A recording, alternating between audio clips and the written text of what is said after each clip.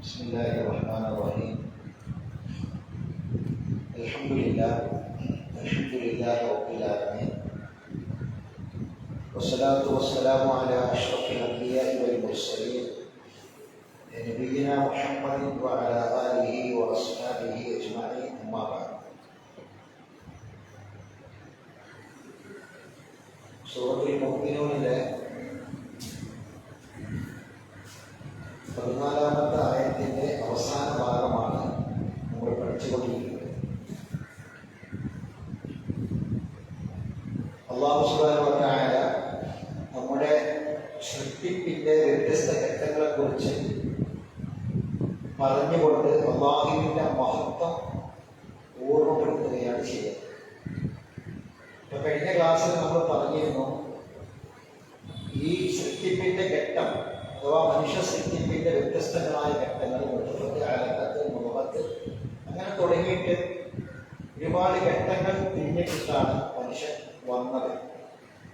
അതിന് മുമ്പത്തെ ക്ലാസ്സിൽ ഞാൻ പറഞ്ഞത് സൂറത്ത് അലക്ക് ഒരു സൂറത്തുന്നുണ്ട്, റബ്ബിക്കല്ല. നമുക്ക് അവിടെ ആ സൂറത്തിൽ അല്ലാഹു പറഞ്ഞത് അക്രം അല്ലെങ്കിൽ അല്ലമബിൽ കലം. അത് പേന കൊണ്ട് എഴുതിയിട്ട് പഠിക്കുക.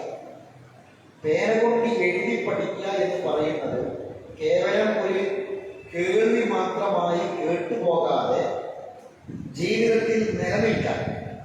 നമുക്കറിയാം, ഏത് കാലത്തും വൈജ്ഞാനിക രംഗത്ത് മനുഷ്യൻ എത്ര പുരോഗതി പ്രാപിച്ചാലും പേന ഒരിക്കലും അപ്രസക്തമാവില്ല. പേനയ്ക്ക് പകരം നമ്മൾ പേന കൊണ്ട് എഴുതുന്നതിന് പകരം എന്ന് നമ്മൾ ടൈപ്പ് ചെയ്യാൻ തുടങ്ങി. പേനയ്ക്ക് പകരം നമ്മൾ വിരൽത്തുമ്പുകൾ കൊണ്ട് തന്നെ പേനയ്ക്ക് പകരമുള്ള കാര്യങ്ങളൊക്കെ ചെയ്തു തുടങ്ങി. പക്ഷെ എത്രയായിരുന്നാലും ശരി, പേന അതൊരിക്കലും അപ്രസക്തമാവില്ല. പുതിയ ഓരോ കണ്ടുപിടുത്തങ്ങൾ ഇങ്ങനെ തുടങ്ങി വരുമ്പം പലതും അപ്രസക്തമായിട്ട് പോയിട്ടുണ്ട്. പുതിയൊരു സാധനം വരുമ്പോൾ പഴയ സാധനത്തിന് പ്രസക്തി ഇല്ലാതെയാവും. എന്നാൽ പേന അങ്ങനല്ല.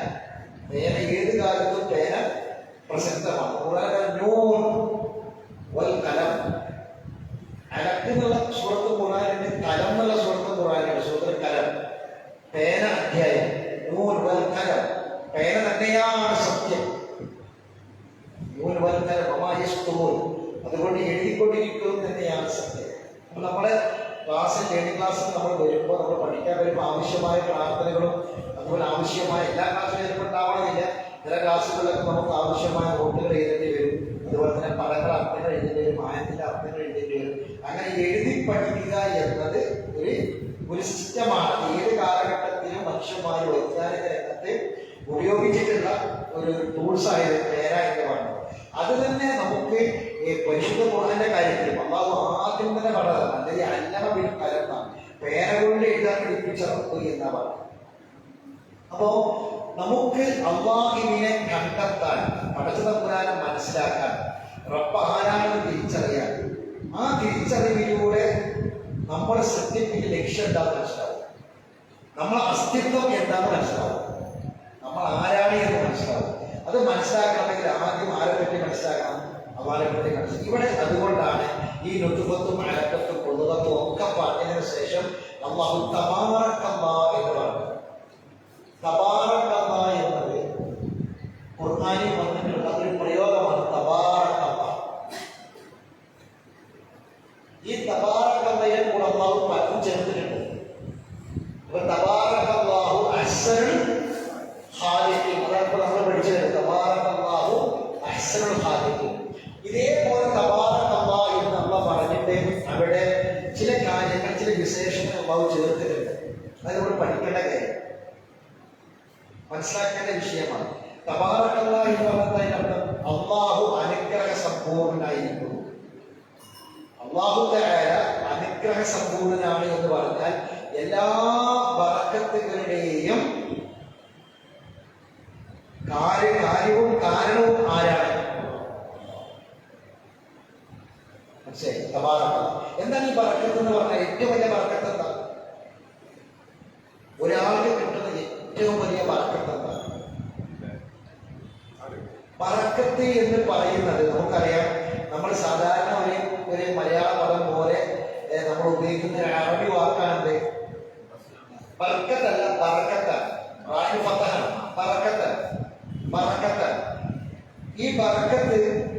നമ്മൾ സാധാരണ അത് ഉപയോഗിക്കാറുള്ളത് നമ്മളെ സമ്പത്തിലുള്ള ബറക്കത്ത്, അതാണ് കാര്യമായിട്ട് നമ്മൾ പറയാറ്. എന്നാൽ ഈ ബറക്കത്ത് കൊണ്ട് യഥാർത്ഥത്തിൽ ഉദ്ദേശിക്കുന്ന സംഗതി എന്താണ്? ബറക്കത്ത് എന്ന വാക്കിന്റെ അർത്ഥം മാസാ, അതിലൊരു സംഗതിയിൽ നമുക്ക് വർധനമുണ്ടാകുന്നതാണ് ബറക്കത്ത് എന്ന വാക്കിന്റെ പദം കൊണ്ട് ഉദ്ദേശിക്കുന്നതാണ്. അധികം ഉണ്ടാകുക, നമ്മൾ വിചാരിച്ചതിനേക്കാൾ കൂടുതൽ കഴിയുക, അതാണ് അതിനുള്ള ബറക്കത്ത് എന്ന് പറഞ്ഞത്. നമ്മൾ വിചാരിച്ചതിനേക്കാൾ കൂടുതൽ പറ്റുക, അതാണ് ബറക്കത്ത്. എങ്കിൽ ഏറ്റവും വലിയ ബറക്കത്ത് എന്താ ആലോചിക്കണം.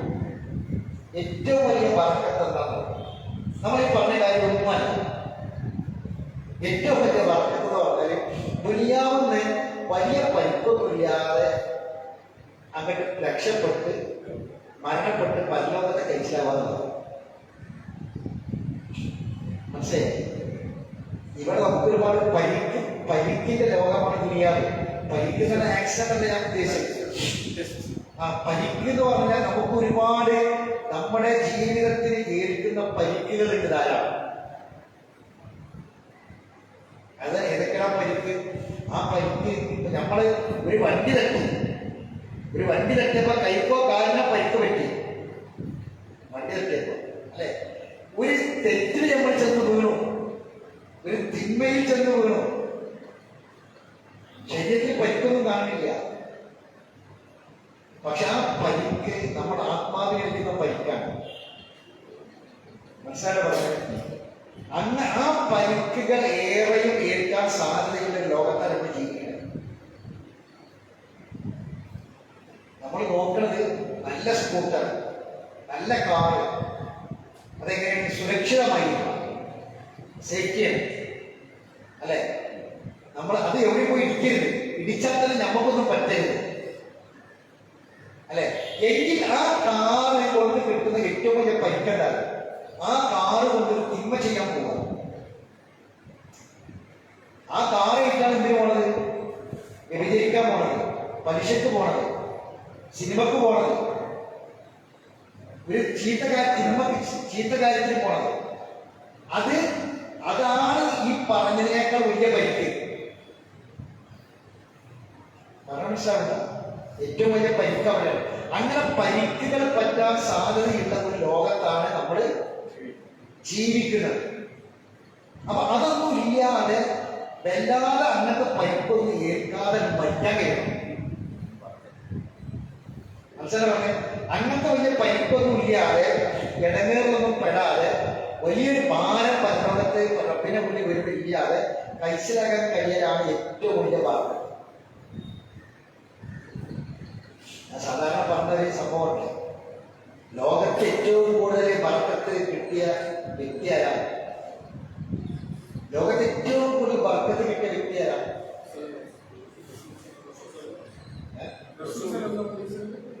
അല്ല,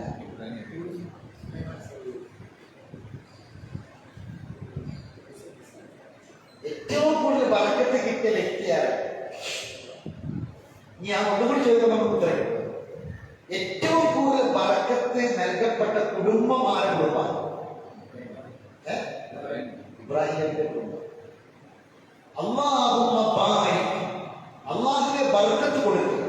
അല്ലാഹുമ്മ ബാരിക് അലാ മുഹമ്മദ് വഅലാ ആലി മുഹമ്മദ്. മുഹമ്മദ് നബിക്കും മുഹമ്മദ് നബിയുടെ കുടുംബത്തിനും ബർക്കത്ത് കൊടുക്കുക. ഏതുപോലെ? കമാ ബാരക്ത അലാ ഇബ്രാഹിം വഅലാ ആലി ഇബ്രാഹിം. ഇബ്രാഹിം നബിക്കും കുടുംബത്തിനും ബർക്കത്ത് കൊടുത്ത പോലെ മുഹമ്മദ് നബിക്കും കുടുംബത്തിനും ബർക്കത്ത് കൊടുത്ത് പഠിച്ചു അല്ലേ? അപ്പൊ ഏറ്റവും കൂടുതൽ ബർക്കത്ത് കിട്ടിയ വ്യക്തിയാണ് ഇബ്രാഹിം. ഏറ്റവും കൂടുതൽ ബർക്കത്ത് കിട്ടിയ കുടുംബം ആരാണ് അല്ലെ? ഈ ഇബ്രാഹിമിന്റെ കഥകൾ ഓർത്തു നോക്കി. ഇവിടെ നമ്മൾ വിചാരിക്കുന്ന ബർക്കത്ത് വല്ലതും പോലെ ജീവിതത്തിൽ ഉണ്ടായിരുന്നു കേട്ടോ. നമ്മുടെ നാട്ടിൽ സാധാരണ നമ്മളെ ബർക്കത്ത് എന്ന് പറഞ്ഞ എന്തെങ്കിലും ഒരു കാര്യം ഇബ്രാഹിമിന്റെ ജീവിതത്തിലുണ്ടോ? ഉണ്ടായിട്ടുണ്ടോ? ഇല്ല. പക്ഷെ അള്ളാഹ് പറയാണ് ഏറ്റവും കൂടുതൽ ബർക്കത്ത് അള്ളാഹ് കൊടുത്തത് ഇബ്രാഹിമിനും കുടുംബത്തിനുമാണ്. അപ്പൊ എന്തായിരിക്കും ബർക്കത്ത്?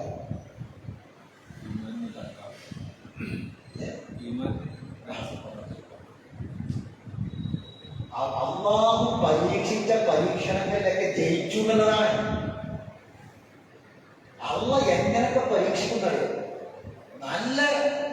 കള്ളു കുടിക്കാൻ നല്ല സൗകര്യം തരും, വ്യഭിചരിക്കാൻ നല്ല സൗകര്യം തരും, തിന്മ ചെയ്യാൻ, ഹറാമ് സമ്പാദിക്കാൻ, പലിശ വാങ്ങാൻ ഒക്കെ നല്ല നല്ല അവസരങ്ങൾ മുന്നിൽ ഇങ്ങനെ കാണിച്ചു തരും പഠിച്ചു.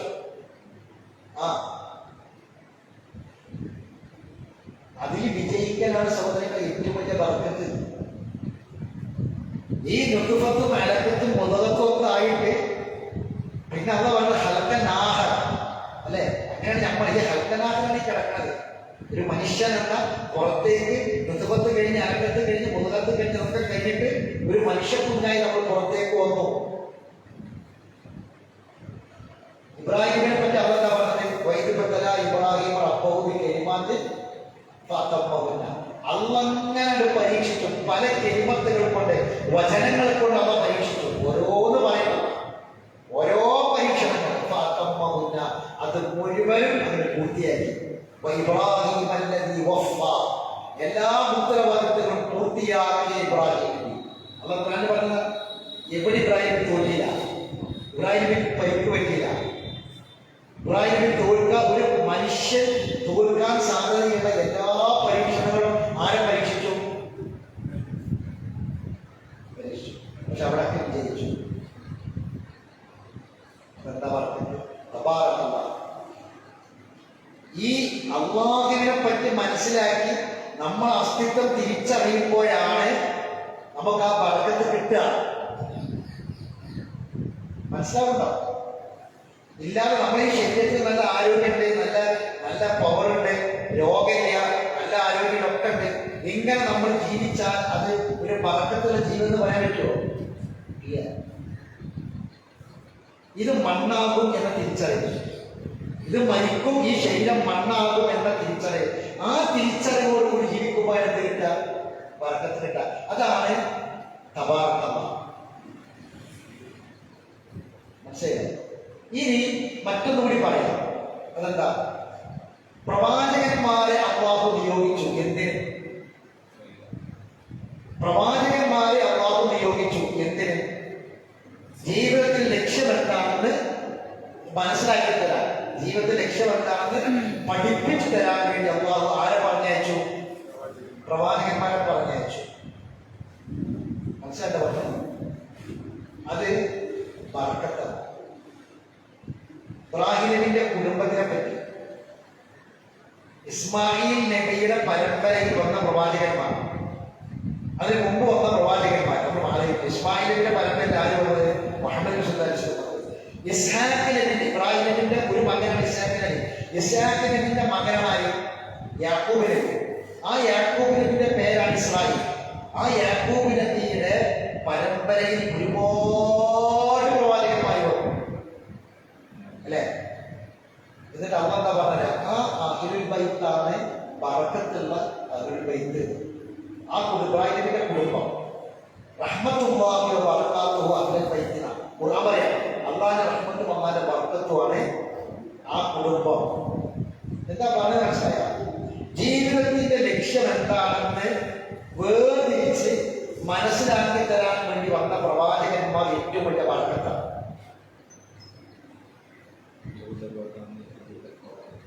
അതെ, ആ പ്രവാചകന്മാര് വന്ന പ്രധാനപ്പെട്ട 3 സ്ഥലങ്ങളുണ്ട്.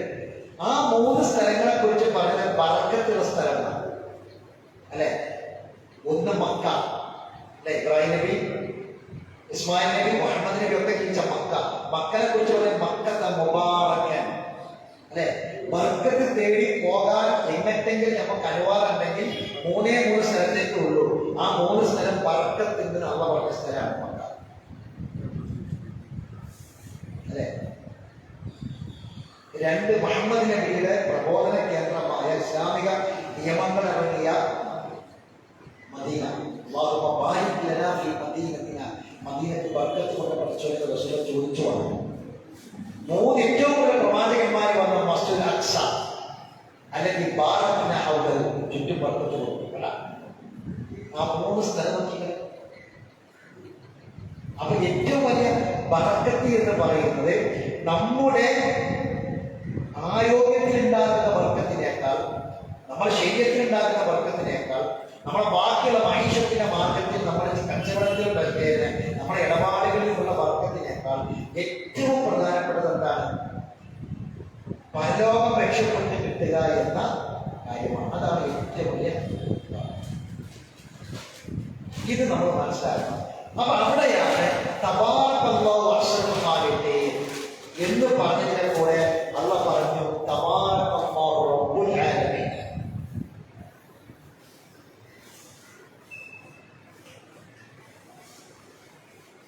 തബാറകല്ലാഹു അഹ്സനുൽ ഖാലിഖീൻ, തബാറകല്ലാഹു റബ്ബുൽ ആലമീൻ. ആ സ്ഥലങ്ങൾ നമ്മൾ പരിശോധിച്ച് പോകുക. നിങ്ങൾ സൂറത്ത് അഅറാഫ് പഠിക്കുക. സൂറത്ത് അഅറാഫ് 7-ാം അധ്യായം.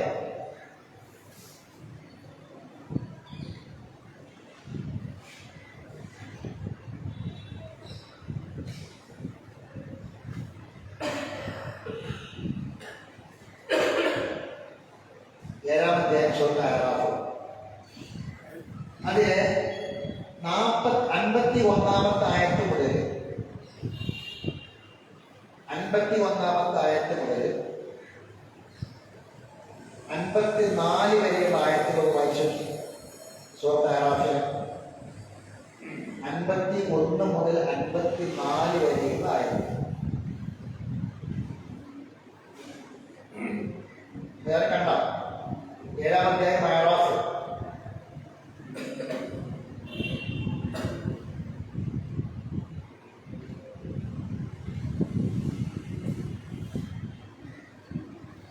വായിച്ചോളി 51-ാമത്തെ ആയത്ത്. കണ്ട എല്ലാവരും കണ്ടോ? വായിക്കും.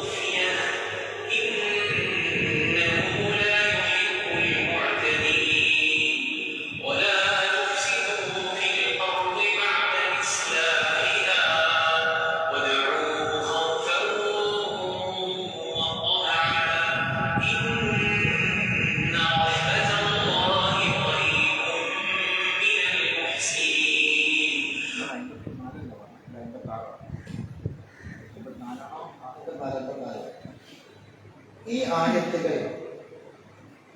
ഞാൻ ഈ പറഞ്ഞതിന്റെ മുഴുവൻ ആശയങ്ങളൊരു കാണും. ഞാൻ കേൾപ്പിച്ചായിരുന്നു അർത്ഥം പഠിച്ചത് നരകത്തിലെത്തിയിട്ട് ശ്രദ്ധിക്കുക. നരകത്തിലെത്തിപ്പെട്ട ആളുകൾ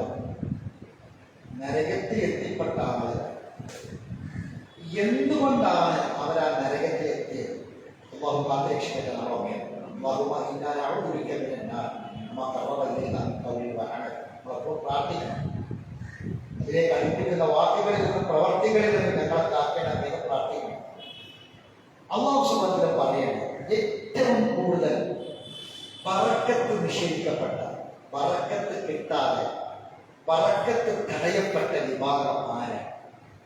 രണ്ട് കാര്യം അള്ള പറഞ്ഞത്. ഒന്ന്, ഒരുപാട് സ്ഥലത്ത് അവ പറയുന്നുണ്ട്, ചില നാടുകളെ അവ നശിപ്പിച്ചിട്ടുണ്ട്. ഇങ്ങനെ ചില നാടുകളെ, ചില ഗ്രാമങ്ങളെ അവ നശിപ്പിച്ചു. ആ നശിപ്പിച്ച നാടിനെ കുറിച്ച് അവ എന്താ പറഞ്ഞത്? നശിപ്പിച്ചു എന്നല്ല പറഞ്ഞത്, അവരിൽ നിന്ന് അള്ള ബറക്കത്ത് എടുത്തു മാറ്റി എന്നാ പറഞ്ഞത്. വലൗ അന്ന അഹ്ലൽ ഖുറ, ശ്രദ്ധിച്ചാൽ മതി, വലൗ അന്ന അഹ്ലൽ ഖുറ ആമനു വത്തഖവ, ആ ഗ്രാമക്കാർക്ക് ഈമാനും തഖ്വയും ഉണ്ടായിരുന്നുവെങ്കിൽ ലഫതഹ്നാ അലൈഹിം ബറകാത്തിൻ മിനസ് സമാഇ വൽ അർദ്, ആകാശഭൂമികളിൽ നിന്ന് ബറക്കത്തിന്റെ കവാടങ്ങൾ അവർക്ക് നാം തുറന്നു കൊടുക്കുമായിരുന്നു. ഈമാൻ തഖ്വയുണ്ടെങ്കിൽ. അവ നശിപ്പിച്ച നാടുകളെ കുറിച്ചാണ് പറയുന്നത്. രണ്ടാമത്തെ കാര്യം, നരകത്തിലെത്തുന്നതാണ്. ആ നരകത്തിലെത്താൻ എന്താണ് കാരണം? കേട്ടോ, അല്ലദീനാണ്, ഒരു കൂട്ടരാണ്, ഇത്തഖദു ദീനഹും ലഹ്വൻ വലഇബൻ, അവരുടെ ദീനിനെ, അവരുടെ മതത്തിലെ വിനോദവും കളിയുമായി അവർ കണ്ടു. ദീൻ എന്ന് പറഞ്ഞാൽ ഇത് തമാശയായിരുന്നു, ഒരു കളിയും വിനോദവുമായി ദീനിനെ ഉൾക്കൊള്ളേണ്ട രൂപത്തിൽ ഉൾക്കൊള്ളില്ല. ദീൻ എന്ന് പറഞ്ഞാൽ ഒരു വക്കാലത്തെ കാര്യം. ദീൻ എന്നൊക്കെ പറയുമ്പോൾ ഒരു സൂക്ഷ്മതയും ഒരു ബേജാറും ഒക്കെ ഉണ്ടാകേണ്ട വിഷയമാണത്. അവനവന്റെ ദീനിയായ കാര്യം എന്ന് പറഞ്ഞാൽ എപ്പോഴും ശ്രദ്ധ വേണ്ട കാര്യം. പക്ഷെ ആ ദീനിനെ നിസ്സാരാക്കി കളിയും തമാശയാക്കി, അല്ലെങ്കിൽ എത്തഹദു ദീനവും ലഹ്വൻ വലഇബൻ വഗറത്തുഹുമുൽ ഹയാത്തുദ് ദുനിയ, ജീവിതം, ദുനിയാവിലെ ജീവിതം അവരെ വഞ്ചിച്ച് കളയും. എങ്ങനെ? ദുനിയാവിലെ ജീവിതം അവരെ വഞ്ചിച്ച് കളയും, പറ്റിച്ചു. ദുനിയാവിലെ ജീവിതം തീർന്നു. ഇതിങ്ങനെ സഹോദരങ്ങളെ, ഈ രാവും പകലും ഇങ്ങനെ നേരം പുറത്ത് വൈകുന്നേരമാകുമ്പോൾ അത്ര സംഭവിക്കുന്നത്. നേരം പുറത്ത് വൈകുന്നേരമാകുമ്പോൾ നമ്മൾ ആയുസ് കുറയാണ്, നമ്മൾ മരണത്തിലേക്ക് അടുക്കുകയാണ്. ജീവിതം തീരാണ്, ദുനിയാവിലെ ജീവിതം തീരാണ്. ഈ ജീവിതം നമ്മളെ പറ്റിച്ച് കളയാണ്. ആലോചിക്കണം, നമ്മൾ ചതിക്കുകയാണ്. വളർത്ത് നമ്മൾ അയാത്തില്ല. ബാക്കി ഫല്യോമ, രണ്ട് ആയത്തിന് കൈവെക്കണം. ഫല്യോമ, അന്നേ ദിവസം നൻസാഹും, നാം അവരെ മറന്നു കളയും. അള്ളാഹ് പറയാണ്, കമാ നസൂ, അവർ മറന്നതുപോലെ. ഏതിനെ? ഈ ദിവസത്തെ കണ്ടുമുട്ടുന്നതിന് അവർ മറന്നു. ഈ ദിവസം, അത് ഇങ്ങനെ ഒരു ദിവസം വരാനുണ്ട് എന്നതിനെ കുറിച്ച് അവർ മറന്നു കളയും. അതുകൊണ്ട് അതുപോലെ ഞാനും ഇന്ന് വരെ മറക്കാൻ വിസ്മരിക്കുക. അള്ള മെയിൻ്റെയാണിരിക്കുകയാണ്. അള്ള അവരെ പരിഗണിക്കൂല, മറന്നു കളയും. അവര് നമ്മുടെ ദൃഷ്ടാന്തങ്ങളെ നിഷേധിച്ച് തള്ളിയിരുന്നു. അള്ളാഹു ഭൂമിയിൽ ഒരുപാട് ആയാത്തുകൾ വെച്ചിട്ടുണ്ട്. ആ ആയാത്തുകളൊക്കെ നിഷേധിച്ച് തള്ളി. സൂര്യൻ സ്വർഗവും നിലകൊണ്ടെന്ന് നിങ്ങൾ തെളിവായിരുന്നു. സൂര്യനും ചന്ദ്രനും രാവും പകലൊക്കെ അതിനെ തെളിവായിരുന്നു. അതൊക്കെ അതിന്റെ അടയാളമായിരുന്നു. പക്ഷെ അവർക്കതൊന്നും മനസ്സിലായില്ല. അവരെ പറ്റി ചിന്തിച്ചില്ല. ബാക്കി എങ്ങനെ മനസ്സിലായില്ല? വലക്കത് നാം അവർക്ക് കിതാബ് കൊണ്ടേ കൊടുത്തു. നാം അവർക്ക് കിതാബ് കൊണ്ടു കൊടുത്തു. എന്താണ് ആ കിതാബ്? ഫസ്സൽനാഹു അലാ ഇൽമിൻ, ഫസ്സൽനാഹു അലാ ഇൽമിൻ, ഇൽമിന്റെ അടിസ്ഥാനത്തിലുള്ള ഗ്രന്ഥം വിശദീകരിക്കണം. ഫസ്സല വിശദീകരിക്കണം. നാം ഇൽമിനെ വിശദീകരിച്ച ഒരു ഗ്രന്ഥം. എന്താണ് ഇൽമ്? എന്താണ് ഇൽമ്? ഖുർആനിന്റെ അറിവ്. ആ അറിവാണ് നുത്ഫത്തും അലക്കത്തും മുഖത്തും ഒക്കെ. അത് വിശദീകരിക്കുന്ന വ്യക്തമായ അറിവിന്റെ അടിസ്ഥാനത്തിൽ വിശദീകരിക്കുന്ന ഒരു ഗ്രന്ഥം നാം അവർക്ക് കൊണ്ടുപോയി കൊടുത്തു. അത് ഹുദയാണ്, റഹ്മത്താണ്. ഈമാനുള്ള ജനങ്ങൾക്ക് അത് ഹുദയും റഹ്മത്തും അല്ലെ. കിതാബ് മുബാറക്കും, വ്യാസന്മാരെ കിതാബ് മുബാറക്കും. എന്താ മുബാറക്ക്? ബറക്കത്ത് നൽകപ്പെട്ടത്, ബറക്കത്ത് നൽകപ്പെട്ട ഒരു ഗ്രന്ഥം ഏതാ? ഖുർആനാണ്. അത് ഖുർആനാണ്. ഇതാണ് ഇതിന് കിട്ടണം, ഖുർആനിൽ നിന്ന് കിട്ടണം. അത് എന്താണെന്ന് ബാക്കി നിങ്ങൾ അത് ചോദിക്കുകയാണ്. ഹൽ യൻദുറൂന, അവർ എന്താണ് വെയിറ്റ് ചെയ്യുന്നത്, കാത്തിരിക്കുന്നത്? ഹൽ യൻദുറൂന ഇല്ലാ തഅ്വീലഹു, ആ ഖുർആനിൽ പറഞ്ഞ കാര്യങ്ങൾ പുലരുന്നതല്ലാതെ, അത് പുലർന്ന് കാണുന്നതല്ലാതെ മറ്റെന്തിനായി കാത്തിരിക്കുന്നത്? ഖുർആനിൽ അവ പറഞ്ഞ കാര്യം പുലരും, അത് വരും, സംഭവിക്കും. അതിനല്ലാതെ മറ്റെന്തിനെയാണ് അവർ കാത്തിരിക്കുന്നത്? അത് പുലരുന്ന ദിവസം അവർ മുമ്പ് മറന്ന ആൾക്കാരെ പറയും. നേരത്തെ അത് പറഞ്ഞില്ല, ആ മറന്ന ആളുകൾ ഇത് പുലരുന്ന ദിവസം, പുലരാണെങ്കിൽ സ്വർഗവും നരകവും വിചാരണയും ഒക്കെ അങ്ങനെ അമ്മ ഖുർആനിൽ പറഞ്ഞ കാര്യങ്ങളൊക്കെ പുലർത്ത് കാണാം, നടപ്പിൽ വരാം.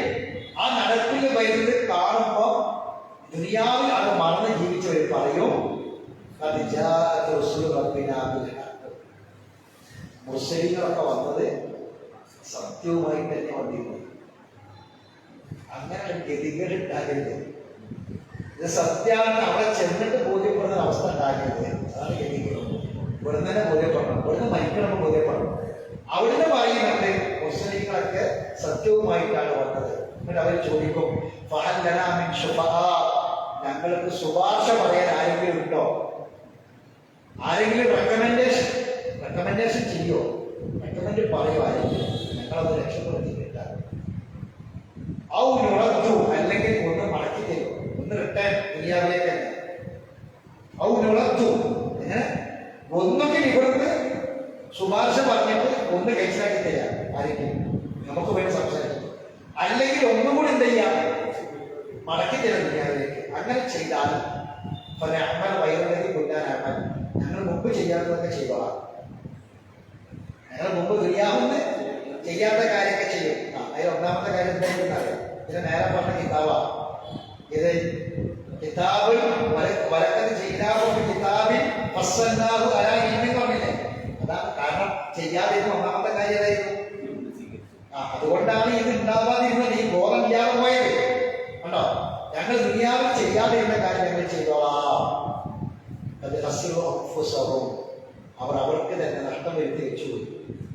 വവല്ല അനഹും മാതാറും യഫ്തറൂൻ, അവരെ കെട്ടിച്ചമച്ചതെല്ലാം അവരെ വിട്ടുപോയി. അവരെ കെട്ടിച്ചമച്ച് പറഞ്ഞ എല്ലാം അവരെ വിട്ടുപോയി. ഇപ്പൊ അവർക്ക് വേണ്ടി പറയാൻ ആരുമില്ല, ഒരു ശുപാർശകരും ഇല്ല, ഒരാളും ഇല്ല, അവിടെ പെട്ടുപോയി.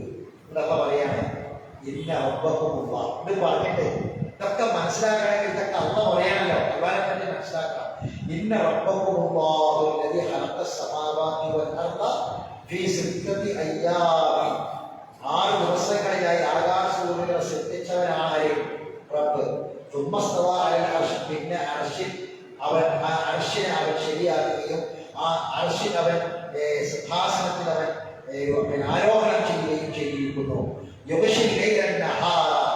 രാത്രി പകലിനെ തേടി, അത് രാത്രി പകലിനെ മൂടുന്നു. എന്നിട്ട് പെട്ടെന്ന് ആ രാത്രി പകലിനെ തേടി പോവുകയും ചെയ്യുന്നു. രാത്രിയിൽ മൂടുന്നു, പിന്നെ രാത്രിയെ തേടി പകല് വരുന്നു, പകലെ തേടി രാത്രി വരുന്നു. എന്ന് പറഞ്ഞാല് പെട്ടെന്ന് തീരും. എത്ര പെട്ടെന്നാ നേരം കൊണ്ട് ഇന്നരം അല്ലെ? ദിവസം പോകാൻ 1000 ദിവസം തന്നെ 1000 മൈനസ് ഓരോന്ന് പോകാൻ എന്താ പറയാം. എത്തിലുപൂ ഹദീസ് എന്ന് പറഞ്ഞാല് ഇതിൽ ഓരോ വാക്കും പ്രധാനമാണ്. എത്തിലുപൂ ഹദീസായ ദ്രുതഗതിയിൽ അതങ്ങനെ തേടി വരുന്നു. ദ്രുതഗതിയിൽ എന്ന് പറഞ്ഞാൽ പെട്ടെന്ന് രാവും, പെട്ടെന്ന് പകലും അതിനെ തേടി വരികയാണ്. സൂര്യനും ചന്ദ്രനും നക്ഷത്രങ്ങളും ഒക്കെ അള്ളാന്റെ കൽപ്പനയ്ക്ക് കീഴൊടുക്കിയിട്ടാണ് എല്ലാം നടന്നുകൊണ്ടിരിക്കുന്നത്. അലാ, അറിയുക. ഇത് പറഞ്ഞിട്ടാണ് വിളംബരം. അലാ, അറിയുക. ലഹുൽ ഖൽഖ്, എല്ലാ സൃഷ്ടിപ്പും ആരതാണ്? അള്ളാന്റെതാണ്. മുഴുവൻ സൃഷ്ടിപ്പും ആരതാണ്? അള്ളാന്റെതാണ്. വൽ അംർ, കൽപ്പനാധികാരം അതുമാരതാണ്? അള്ളാഹുവിൻ്റെതാണ്. തബാറകല്ലാഹു റബ്ബുൽ ആലമീൻ. റബ്ബുൽ ആലമീനായ അള്ളാഹു അനുഗ്രഹ സമ്പൂർണ്ണനായിരിക്കുന്നു. നമ്മൾ പഠിക്കുന്ന ആയത്തിൽ ആരുടെ സൃഷ്ടിപ്പിനെ പറ്റിയ പറഞ്ഞത്? മനുഷ്യന്റെ സൃഷ്ടിപ്പിനെ പറ്റി. ഈ ആയത്തിലോ എല്ലാ വസ്തുക്കളുടെയും സൃഷ്ടിപ്പാണ്. അപ്പൊ എന്താ ഈ ആയത്തെ കിട്ടുന്നത്? മനുഷ്യ ജീവിതത്തിൽ ലക്ഷ്യം എന്താണ് എന്നാണ്. എന്തിനാണ് ഈ നുതുഫത്തും മലക്കത്തും മുഴുവത്തും ഒക്കെ ആക്കി നമ്മളെ സൃഷ്ടിച്ച് ഈ മനുഷ്യകുലത്തിലാക്കി വിട്ടത്? എന്തിനാണ്? വരാൻ പോകുന്നുണ്ട്. അപ്പൊ ആ റബ്ബിനെ നമ്മൾ കണ്ടെത്തുക. ഇല്ലാതെ നമ്മളിങ്ങനെ നമ്മളെ മനുഷ്യൻ എന്ന നിലയ്ക്ക് മറ്റു സൃഷ്ടിയേക്കാളൊക്കെ ഞാനാണ് ഏറ്റവും ഉഷാർ എന്ന് പറഞ്ഞ് അഹങ്കാരം കാണിച്ച് നടക്കാനല്ല, വിനയത്തോടുകൂടി ജീവിക്കാനാണ്. ഇനി അള്ളാഹുവിനെ പോലെ തബാറക് എന്ന് പറഞ്ഞാൽ വേറെ ചില വിഷയങ്ങളിൽ, ആ വിഷയങ്ങൾ കൂടി നമ്മൾ പരിശോധിക്കുമ്പോൾ നമുക്ക് എന്ത് മനസ്സിലാകും? എന്താണ് ഈ തബാറക്? അപ്പോൾ നമ്മൾ റബ്ബിനോട് ചോദിക്കുന്ന ബറക്കത്ത് എന്താണ് എന്ന് നമുക്ക് മനസ്സിലാകും. നമ്മൾ കാണുമ്പോൾ അസ്സലാമു അലൈക്കും അല്ലേ? എന്താണ് സലാം? സ്വർഗമാണ്, സ്വർഗമാണ്. ആ ചോദിച്ച സലാം ഏതാ? അസ്സലാമു അലൈക്കും. പ്രാർത്ഥിക്കാൻ നിങ്ങൾക്ക് അല്ലാഹു സ്വർഗം തരട്ടെ. നമ്മളെന്താ പറയാ? വഅലൈക്കും അസ്സലാം വറഹ്മത്തുള്ളാഹി വബറകാതുഹു. അപ്പൊ അത് നമ്മുടെ ജീവിതത്തിൽ ഉണ്ടാകണം. അതിന് വേണ്ടിയിട്ടാണ് നമ്മൾ ഈ സൂറത്തുകൾ പഠിക്കുന്നത്. ഇൻഷാ അല്ലാഹ് അതിൻ്റെ ബാക്കി കാര്യങ്ങൾ അടുത്ത ക്ലാസ്സിൽ നമുക്ക് വിശദീകരിക്കാം. പിന്നെ ഞാനും നമ്മുടെ നൗഷാദും കൂടി ഇൻഷാ അല്ലാഹ് അടുത്ത ചൊവ്വാഴ്ച ഉംറക്ക് പുറപ്പെടുകയാണ്. അപ്പോൾ നൗഷാദിന് ഒരു ആഗ്രഹം ഉണ്ടായിരുന്നു. കുറേ കാലമായിട്ട് ഖുർആൻ പഠിക്കാൻ വേണ്ടിയിട്ട് വരുന്ന 3 ക്ലാസ്സിൽ വരുന്നു. അപ്പോൾ ഈ ഖുർആൻ ഇറങ്ങിയ മക്കി മദീനത്തിൽ കാണാനായിട്ട് കൂടി. അപ്പം പക്ഷേ കൊടുക്കാനാവില്ല, പോകാനാവില്ല എന്ന് പറഞ്ഞപ്പോൾ ഞാൻ തന്നെ പിന്നെ കൂടെ വരാൻ പോകാമെന്ന് പറഞ്ഞു. അങ്ങനെ അദ്ദേഹത്തിന് പോകാനും നമുക്കൊക്കെ പോകാൻ സൗകര്യങ്ങൾ നമ്മുടെ കൂട്ടത്തിൽ തന്നെ പെട്ട നല്ല മനസ്സിൻ്റെ ഉടമകൾ ചെയ്തു തന്നു. ഇത് പറയുന്നത് അവർക്കും ഇഷ്ടമില്ലാത്തതുകൊണ്ടാണ് ഞാൻ അവരെ കുറിച്ച് പറയാത്തത്. അവരുടെ മരണത്തോട് പ്രധാനം ചെയ്യും, അവരുടെ പ്രതിഫലം അവർക്ക് പ്രധാനം ചെയ്യുന്നത്, അവരുടെ കൂലിയും അവർക്ക് പ്രധാനം ചെയ്യുന്നത്. എല്ലാ നിരക്കുമുള്ള പറക്കത്ത് നൽകുന്നത് അവരെ അനുഗ്രഹിക്കട്ടെ. പ്രാർത്ഥിക്കുകയാണ്. അതോടൊപ്പം പിന്നെ ഞങ്ങൾക്ക് വേണ്ടി പ്രാർത്ഥിക്കാം. ഞങ്ങൾ ഇങ്ങനെ എല്ലാവർക്കും വേണ്ടി പ്രാർത്ഥിക്കും. അവിടെ വെച്ച് മദീനയിലും മക്കത്തും കുറച്ച് ദിവസത്തെ ഉണ്ടാകും. ഒരാഴ്ച സമയത്തെ യാത്രയാണ് പിന്നെ ഉദ്ദേശിക്കുന്നത്. ഇൻഷാ അല്ലാഹ് എല്ലാവരും അതിന് വേണ്ടി പ്രാർത്ഥിക്കാം. യാത്ര സുഖകരമാണ്, ബുദ്ധിമുട്ട് പ്രയാസമില്ലാതെ നമ്മളെ നിർവഹിക്കാർക്ക് വേണ്ടിയിട്ട് പ്രാർത്ഥിക്കാം. മോശം സംബന്ധിച്ചിടത്തോളം ഒരുപാട് ശാരീരിക പ്രയാസങ്ങൾ അദ്ദേഹത്തിനുണ്ട്, എല്ലാവരും പറയാം. അപ്പം വലിയൊരു ആഗ്രഹമായിരുന്നു അദ്ദേഹത്തിൻ്റെ, അതിപ്പോൾ സാധിച്ചു. അൽഹംദുലില്ലാ. നമുക്കൊക്കെയും അവിടെ അത് എത്ര പോയാലും പോയി തീരാത്തൊരു സ്ഥലമാണ്. ഈ മദീനയിൽ എത്ര കണ്ടാലും പോയി തീരില്ല. ഇനിയും അവിടെ എത്താനുള്ള തൗഫീഖ് നമുക്കൊക്കെ പ്രദാനം ചെയ്യണം. പ്രാർത്ഥിക്കാൻ. നമ്മുടെ കുഞ്ഞാനഗറിലെ ഇന്നത്തെ ക്ലാസ്സിൽ ഈ റമദാനിൽ ഒരു ഉംറയെ സംബന്ധിച്ച് പറഞ്ഞിട്ടുണ്ട്. റമദാനിൽ ഒരു ഉംറ പോയില്ലായിരുന്നു. റമദാനിലെ ഉംറ ഇതിൻ്റെ കൂടെ ഹജ്ജൊക്കെ കൂടിയാണ്. അതുകൊണ്ട് കുറച്ച് ഫെയറിൽ ചെന്ന് ഖുർആൻ പഠിതാക്കളുടെ ഒരു കൂട്ടായ്മയുടെ ഭാഗമായിട്ട് ഉണ്ടെങ്കിൽ നമുക്ക് ആ യാത്ര ചെയ്യാമെന്ന് പറഞ്ഞിട്ടുണ്ട്. 4-5 ഫെയറിൽ ഇപ്പം തന്നെ തയ്യാറായിട്ടുണ്ട്. അപ്പോൾ ബാക്കിയുള്ള ആൾക്കാർ കൂടി നീയത്തോടെ ഇൻഷാ അല്ലാഹ് നമുക്കൊരു ഗ്രൂപ്പായിട്ട് പോകാം. അത് ഇന്നോട് ഇപ്പോഴും പറഞ്ഞതാണ്. നല്ല ഖുർആൻ പഠിതാക്കൾ ഒരു താല്പര്യമായിട്ട് എക്കോട്ട് എടുത്ത് പറഞ്ഞതാണ്. അപ്പോൾ ഞാൻ പറഞ്ഞാൽ ഇപ്പോൾ നമുക്ക് ഒരുമിച്ച് പോകാമെന്ന് പറഞ്ഞതാണ്. അപ്പോൾ ഈ അടിസ്ഥാനത്തിൽ ആരെങ്കിലുമൊക്കെ നീയത്ത് കൊടുക്കുക. നീയത്ത് വെച്ചാൽ ഈ എന്തൊക്കെ അനുഭവം എന്താണെന്ന് വെച്ചാൽ ആഗ്രഹിച്ചാൽ പെട്ടെന്ന് സാധിക്കുന്ന ഒരു സംഗതിയാണ് ഈ ഉംറയും മക്കയും മദീനയിലേക്ക് പോകണമെന്ന് നമുക്ക് തോന്നിയാൽ നമുക്ക് ബാക്കിയുള്ള കാര്യങ്ങൾ പോലെയല്ല. അതിന് വേണ്ട എല്ലാ സൗകര്യങ്ങളും പഠിച്ചുകൊണ്ട് തന്നെ പെട്ടെന്ന് എളുപ്പമാക്കി തരുന്ന അനുഭവങ്ങൾ ഉണ്ടാവാറുണ്ട്. ആത്മാർത്ഥമായി മനസ്സിലൊക്കെ ആഗ്രഹിച്ചാൽ മതി. ഇൻഷാ അല്ലാഹ് നടപ്പിലാക്കി എല്ലാ നന്മകളിലും സഹകരിക്കാനും ആ ഒരു നന്മകളിലും സഹായിക്കാനും ഒരു നല്ല മനസ്സ് അല്ലാഹു എല്ലാവർക്കും പ്രദാനം ചെയ്യുമാറാവട്ടെ. നമ്മുടെ കച്ചവടത്തിലും നമ്മുടെ ജോലിയിലും എല്ലാം അല്ലാഹുവിന്റെ നിഅമത്തും ബർക്കത്തും പ്രദാനം ചെയ്യട്ടെ. നമ്മുടെ ശരീരത്തിലും നമ്മുടെ ആരോഗ്യത്തിലും നമ്മുടെ ആയുസ്സിലും അല്ലാഹു ബർക്കത്ത് പ്രദാനം ചെയ്യട്ടെ. അല്ലാഹു നാളെ മഹത്തായ ഉന്നതമായ ജന്നാത്തുൽ ഫിർദൗസ് നൽകി അല്ലാഹു നമ്മെ എല്ലാവരെയും അനുഗ്രഹിക്കുമാറാവട്ടെ. ربنا تقبل منا انك انت السميع العليم وتب علينا انك انت التواب الرحيم واخر دعوانا الحمد لله رب العالمين. سبحانك اللهم وبحمدك اشهد ان لا اله الا انت استغفرك واتوب اليك.